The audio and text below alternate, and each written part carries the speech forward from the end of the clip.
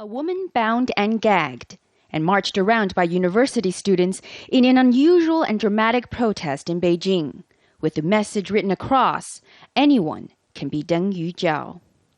They are talking about this woman who stabbed and killed a government official during a supposed attempted rape. Her case has drawn millions of posts on internet forums. Her story, suddenly the symbol of the struggle of ordinary Chinese against corrupt authorities. The rule of law is so weak here that the internet and online deliberation by netizens is seen as kind of the last hope for any type of social justice in China. This isn't the first time the internet has been used by the public here to expose corruption. With 300 million web users and tens of millions of bloggers, digital people power has become a force for the government to reckon with.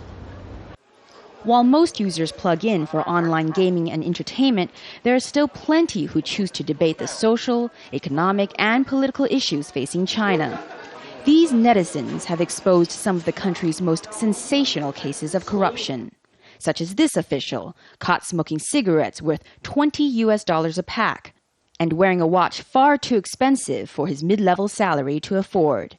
He was eventually fired from his job. Or there was the post about the millions of earthquake relief funds officials from Sichuan province dipped into.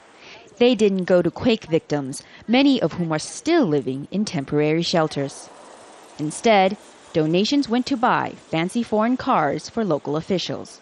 In an effort to manage online outrage, the government set up a website for people to file complaints. It crashed shortly after launch. Too many people tried to use it at the same time.